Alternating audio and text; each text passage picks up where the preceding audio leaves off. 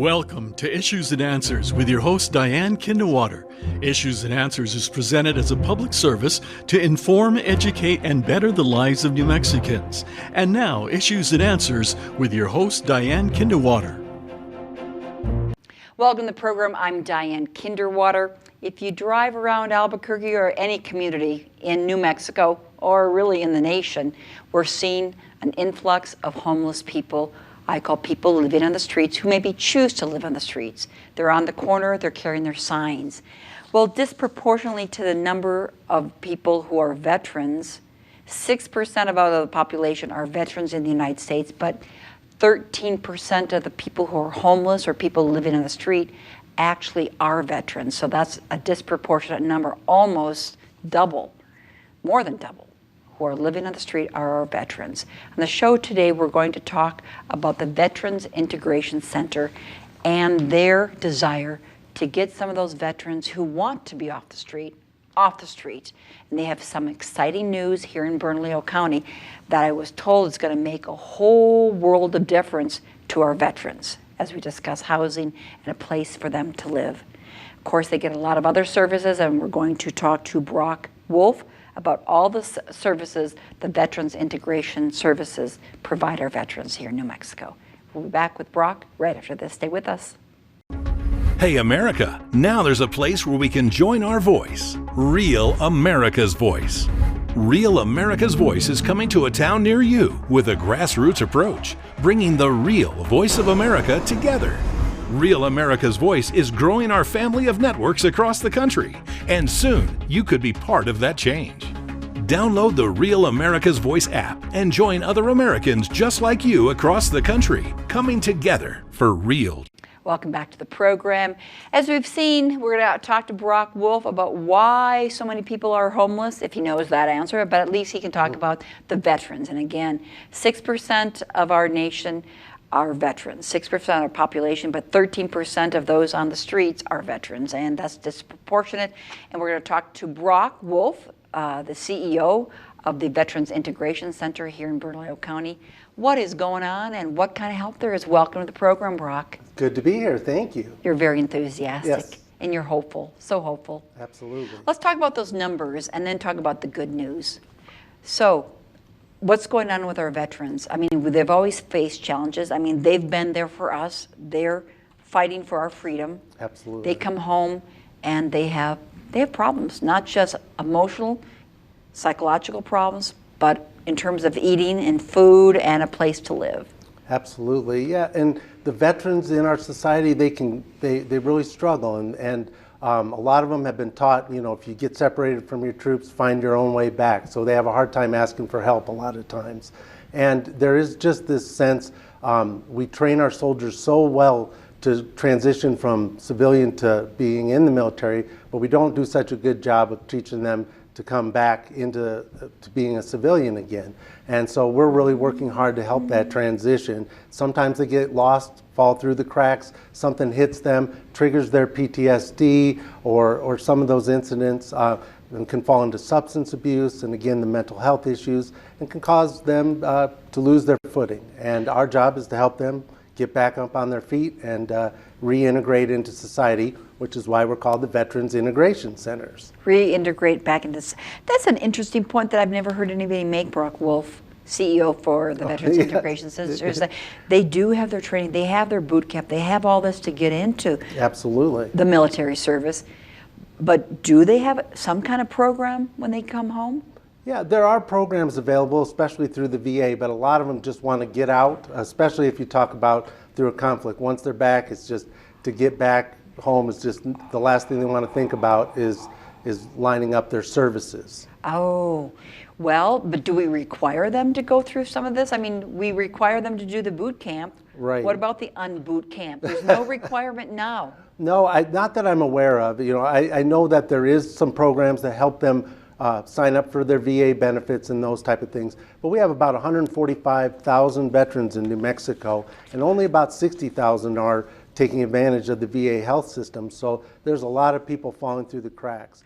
Or could they choose another system? Yeah, a lot of times there are. Yeah, there's Medicaid, Medicare, and those type of things. But especially our Vietnam veterans, which make up about a third of all of our veterans in New Mexico, they had a bad taste in their mouth from the VA and never want to go back. Maybe a bad experience back when. Well, these other ones in Afghanistan and Iraq, they had service after service. I mean, what wars am I talking about? In which they had more than just one service. They were there back to back to back. Yes, in the that's mainly the Afghanistan war. Yeah, in Iraq and Afghanistan, we call them the post 9/11 conflicts, and so those soldiers are coming back, and they're dealing with some of the same struggles, but they're more inclined to ask for help, and they're probably more prepared by our government, and they trust a little bit more, like the VA, than maybe some of our Vietnam vets. When we have a board member talks about how when he came back he was spit on, told that he was a baby killer, and rejected by society. So the last thing he wanted to do was admit he was even in the conflict. But now these other conflicts, but that has been a challenge that the government required them to keep staying and doing their service. Tours. Yes. It's definitely so. What challenges have those post 9/11 veterans seen? What have you seen as their main challenge? Because the tours upon tours. I think the substance abuse has been really difficult. A lot of them are self-medicating for the trauma that they've endured. And so the ones that we encounter, a vast majority of veterans are doing well after coming back. But the ones that are really struggling and really struggle with the PTSD, every individual reacts to trauma differently. And some of those that struggle more have turned to substance abuse. And once you've turned to that life, it can be really hard, especially with some of the drugs that are on the streets now, like fentanyl. Can really have caused a lot more problems. I think traditionally our World War II, Korean, Vietnam vets turned to alcohol, where now maybe a little bit more of the drugs. Which could be deadly like alcohol, but quicker to addict. They are. Absolutely. Oh, that's come out. You've been, Brock Wolff, you've been the CEO for the Veterans Integration Center for about a year and a half now. How long have we had this Veterans Integration Center in Bernalillo County? The VIC, as we call ourselves, short, everybody, people around here know us as the VIC, but we've been around since 2005.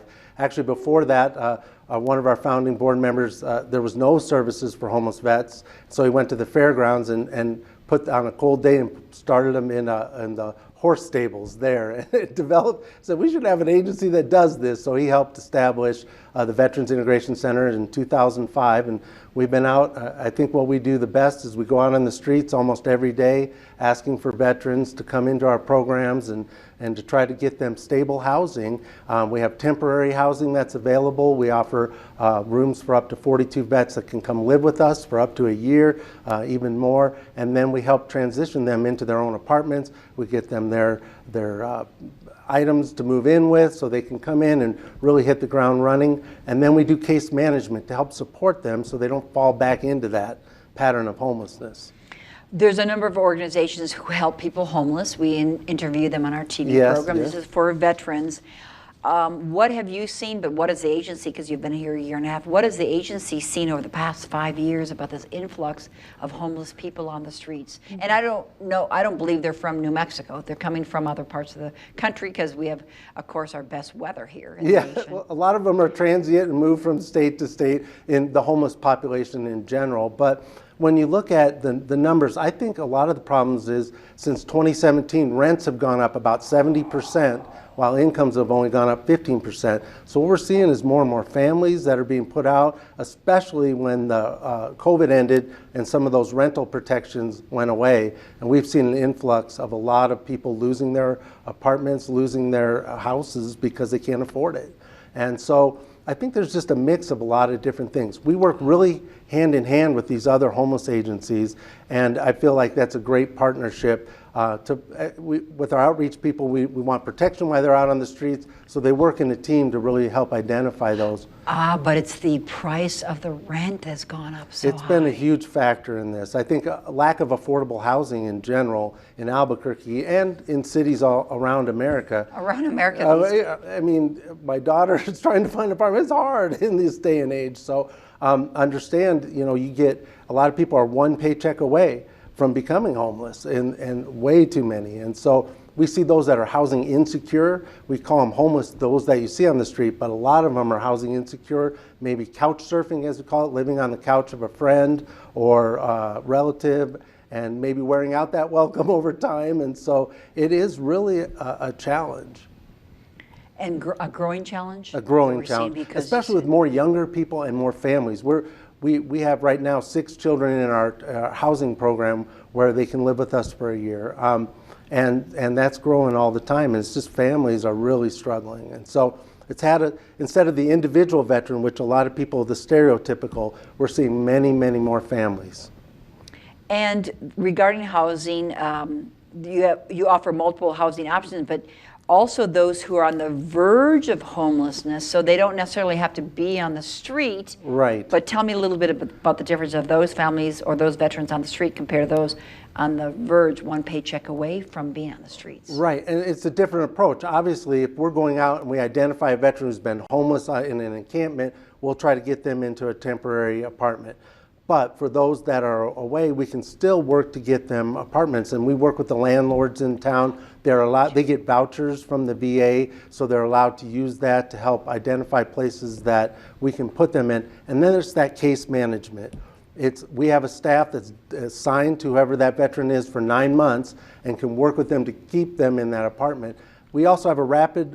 We also have. But before that, yeah. So they're not homeless yet. No. But you have a program to keep them right in a home. Keep them in. Or they may have been homeless 9 months ago, but make sure that they keep this house by working, or apartment, by making sure they have what they need mental health wise. We get them the counseling, help with substance abuse, line them up with their providers at the VA or other providers.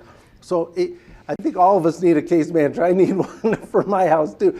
Somebody that cares, that's going to be there when they say, what do I do? We'll find that. We take this no wrong door approach. No matter who calls us, even if we don't have a program, we will connect them to the right program.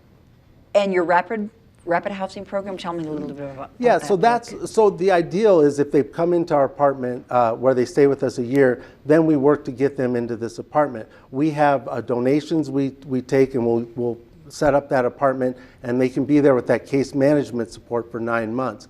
But we try to set it all up so they have it. We will work with the landlords. We'll help them if they fall behind.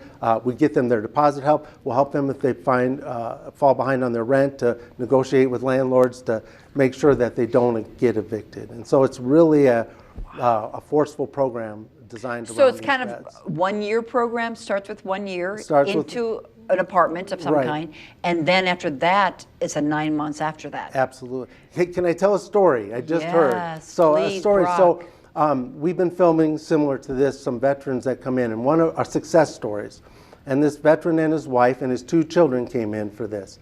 And the story is, our outreach person was on the street walking through an encampment and yelling, "Are there any veterans? Are there any veterans?" And his wife started crying because she knew he'd heard that before and never went out there. He looked at her crying and he said, "All right, I'll go out." He had been taking substances because he couldn't sleep from PTSD. Their kids were about to be taken by CYFD. They were, again, homeless, no benefits with the VA or anything. That was a year ago, this October, right now. And, filming. It was a year ago, and a year later, because they came into our program, they came into our temporary housing. Within 4 months, we got them an apartment. We worked with CYFD to help them get the kids in the right school. Now CYFD dropped all their charges. They are living in an apartment. He's working, he's helping my agency by volunteering, and his wife's got work. The kids are in school and doing well, and he's just the most wonderful story to hear, that he went from, he had tried committing suicide a week before our person went there. From going from suicidal a year ago to on his feet with his kids, and now he's going to get married to the woman the mother of his children. They have a wedding coming up, and I'm definitely going to be there for that. And just to know that a year after engaging our agency, this guy's back on this. Turned his life around. Turned his whole Why life did he around. say he didn't want to join the program? He said similar, is that, I felt like I got myself into this mess. It's up to me to get out of it. And I kept thinking tomorrow I'll be all right, but then it just kept spiraling down and got worse and worse and worse. And he hadn't had a good night's sleep forever. And after coming into the program, he was able to sleep for the first time in a long time. And he said that alone changed everything because he was so desperate from the dreams and the nightmares and the PTSD. You state that veterans must be willing to end the cycle of homelessness. Yes. Are they finding it more comfortable on the street, or what have you seen through the years? I mean, there are people who prefer the street. I don't know why. Right. Well, it's their family. A lot of them have built a family out on the streets. They know their people. They know the people they work with. No strings attached. They can be free. A lot of them will say, nobody's telling me what to do. We say housing first, but not housing only. Housing is health care. But when they come into our program, they have to be committed to getting sober, committed to their mental health, committed to getting their life in order and teaching them life skills. And if they're not willing to make that commitment, we can't help. They've got to make that decision to get better. But once they do, we'll be there. And there'll be ups and downs with that. But in general, they have to make that commitment. If you know this, what percentage of the veterans on the streets are dealing with substance abuse? I mean, abuse in terms of abuse, not just recreational, but abuse. In general, substance abuse disorders are 1.5 higher in veterans than in the general population. I'm not sure what percentage are of those on the streets, but I would say a lot of them. Because that freedom is, to get sober is probably our biggest obstacle, is like, can I just have a house? Can I just have an apartment? Well, no, you have to get sober too, and you have to go to counseling. And some of them are like, I've been through that, I don't want to do that. So, but eventually, if we keep going out there, some that'll say no, no, no. By the 8th, 9th time, they'll say, okay, today's the day I'll make that step. And that's really rewarding. When they get a little tired. Yeah. Or they hear of a friend who has died of maybe of an overdose. But I will say that's the number one. People, they'll say freedom. I'm free on the street. Nobody tells me what to do. And we try to tell them, well, really, are you free? I mean, where are you going to eat? Where are you going to sleep? You don't know those things. That's not freedom. Having a roof over your head allows that freedom. So we try to approach that in a different way. How long would you say your program is? You mean from the start to finish? A year, 9 months? Or? Yeah, a year and 9 months would be ideal. If they come into our program, well, actually, if we could get them an apartment like this family I'm talking about within 4 or 5 months, if he got sober right away, and once he got that help, he was able to turn around. And once we can assess that they're ready, we can get them into the apartment. I would say the normal stay would be about a year. If they can come in a year, they can be all right. 81% of veterans that come into our program, the supportive services, are in a stable environment a year after entering our program. What kind of, you're just... 81% success rate? Yeah, it's incredible. Now that's if they come in for the supportive services. It's 65% success rate when they go into our transitional living program. So I think that's what I try to say is our veterans, they get better quick. If you can just give that hand up, they respond. They're service oriented. They like to help. They signed up for the service. They know what it is to be disciplined. Have discipline in their lives, and probably discipline too, not to make a joke, but they know what that is. So if you can provide that structure, and that hand up really works with them better than it will, I think, in the general population. That's a message I try to say all the time. That's surprising. Didn't know that success rate. That's quite high. It's a testament to my staff, the hard work, the dedication, that they are willing to roll up their sleeves and do what it takes for these veterans. And you find them mainly by going on the streets. Yeah, outreach we call it. And we have a statewide impact. It's mostly in Albuquerque, but there are veterans all over the state, and our Native Americans serve in just incredible numbers. And so we try to be there for statewide, but it's more difficult, but we try to have that influence. Your funding is from? The VA. The VA? Yeah, 2 major grants, and our donors. If it wasn't for our donors, we wouldn't be able to exist, because the VA, it will support us, but there's no margin built in. And so the only way we can do the extra things, and it's bare minimum, the only way we can do those extra things is with the support of our donors. Well, you have the mental health counseling, you have the emergency housing, the transitional housing, rehousing and homeless prevention. We do a shuttle and a food pantry as well. That's a good program. The shuttle to where? We do a shuttle for all homeless in the downtown corridor. We run that 5 days a week through the city of Albuquerque. And But where you're shuttling them to the different services, Social Security office or the VA or the different groups, the different services, so they can get that there. But you have big news coming up. Big news, okay, a housing complex for homeless veterans coming to Bernalillo County.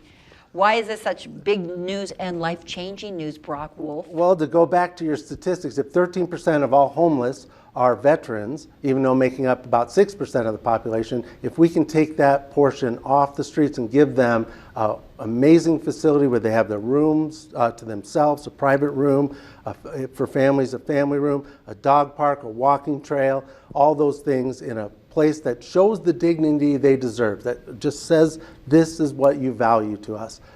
We think it's going to have a tremendous impact. When we're trying to convince them to come off the streets, if we say, look at this amazing facility, I think it'll make a difference. And we were so blessed. The VA gave us a grant about a year and a half ago for $3.2 million to build this.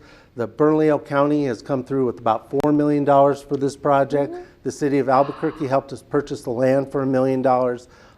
Representative Stansberry gave us money for furniture, fixtures, and equipment, and the New Mexico legislature gave us over $1 million for furniture, fixtures, and equipment. And so this is truly a collaboration, government working. You know, some people say government doesn't do anything. This is a great project, and it'll be on I-25 in Gibson in Albuquerque. Wait. So going south on I-25, there's Gibson. Right. People turn there to get to the airport. Yes, and then right away, if you turn on Mulberry, right there. So it's to the west of the interstate? It is to the east of the interstate. So it's on the east side of I-25.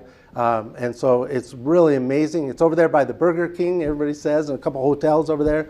Amazing area. It's under construction now. We will be in there May of 24. And I tell you what, we couldn't be more excited about it. And it really is, you know, we still have money to raise for other parts of this, but having that government support to build this facility is just going to be a game changer for our How many will it community. house? How many individuals? How many families? 42 individuals and 24 family members. So it'll be great. We'll have a park there for the kids. It'll be gated. So it'll just be a wonderful place. We're hoping to have like the flags of all the branches. So we want to become like a one-stop shop. So a veteran knows if I go to that home base, they will get me the service I need. And so that's the idea, is that this will be a veteran resource for our community for a long time to come. So will it be the emergency housing, transitional housing? It's the transitional housing will be phase 1, but then phase 2, which we hope to be in by September of 24, will be the entire organization on one site where we'll have that rapid rehousing and emergency housing and the food pantry and our Where donation. will that be? Same place on the same campus. It's just another building needs to be built, and that's what we're raising the money for now. But this beautiful place that you're building is for the 1 year, people living there for a year? Correct, right, up to a year, yes, for families and individuals coming straight off the street. Give them they'll have their own kitchen. Kitchen they share, but they'll have their own room with a fridge and a sink and a shower, and just that's what when you tell people the dignity that they deserve with a statement like this, and this is what it's all about. Where are they living now? What Well, kind of right location now do you have? we're renting apartments on Ortiz, close to the VA. It's not the best neighborhood. Wonderful people that we work with, but they share rooms. And if you imagine somebody who's having maybe night terrors or something, it's not as inviting. And going back to your question, we're trying to convince them to come off the street. If they come over there like, not the best neighborhood for my kids, not the best neighborhood. So Or sharing a room. Now you're going to have your own room, everything, state of the art. So that it's just going to be a game changer. Do we have those across the country? This is one of the few facilities the VA has been able to. This is kind of a pilot project with COVID. It was part of their COVID initiative, and they had dollars, and so they put it out there, and we applied for that grant and got it. It's one of the few where the government has actually initiated this. They put the seed money, and then the county and the city and the state all came together and said, we value our veterans and we want this. They're not necessarily just for New Mexicans then. No. Well, it really, I guess it could be anybody coming off the street that's a veteran. And but what we see, we do serve a majority of New Mexico veterans. What word would you like to get out there to folks right now about the Veterans Integration Center that I haven't touched about? Family members who might be watching this program, what can they do to tell? Maybe driving down and you see a person holding a sign saying, I'm a veteran, you can just say, there's a Veteran Integration Center. That's right. Yes, that has a room for you, a brand new room for you. I mean, is that something that people could do? Tell absolutely. Them? And I would tell people out there, go to nmvic.org, nmvic.org. It talks about our services. If there's any message I'd like to get out, is that we have a no wrong door approach. Any question you may have about a family member or yourself, or you're struggling with addiction or anything, if you see this, go to nmvic.org and contact us. We will get you in touch with the services you need and help. And if you want to support us as a donor, we take items, household items, we'll take anything like that. Or obviously financial donations are greatly appreciated. Any kind of help, volunteer. If you call us, we'll help you volunteer at our food pantry or other. Where's that located, Brock? Right now it's on Central Avenue. It's Tramway and Central. Out there. It's a pretty tough area, but Roadrunner Food Bank has helped us with food, and we're out there and we do 1 day a week for the veterans and 1 day for the community, and we are able to help a lot of people eat every day. So, but you're going to be changing that to it will move to our new Gibson facility. And I-25, right? yes. East of the I-25 coming up. And so I don't know what we'll be doing. We're working with the community so we don't abandon the community we're in right now. So we'll do something, continue to do something there as well. So you're offering a lot of hope. A lot of hope. That's the number one thing. That's a lot of these veterans have lost faith in our system. And we're there to say, there is part of the system that works, and we'll help you.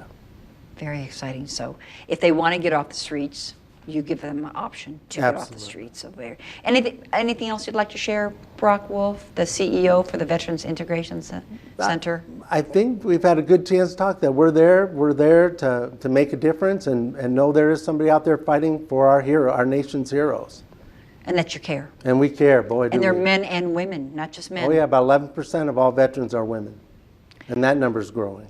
Of veterans? Yep. 11%. What about homeless veterans? Do we know any number of those? I would say it would mirror that, but I don't have, it's really hard to get homeless statistics. The point in time, you've heard about that, shows there's about a 48% increase in homeless veterans out there right now since last year. So it's a lot. And maybe say, they got the signs, you can say there's a Veterans Integration Center. That's of course, right. They probably don't have a cell phone or a computer. You'd be surprised. They A lot of them have cell phones. You would think they wouldn't, but a lot of them do. But we're able to help them in that area.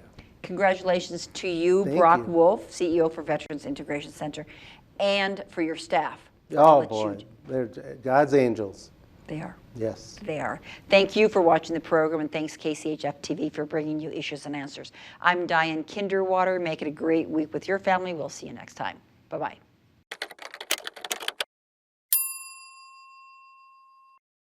The New Mexico Modern Child Support Family Program works to benefit both parents for the purpose of improving children's lives.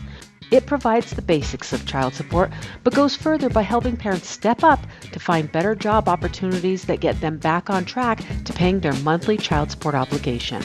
Find out how the Child Support Step Up program can help your modern family. Contact New Mexico Child Support today to learn more.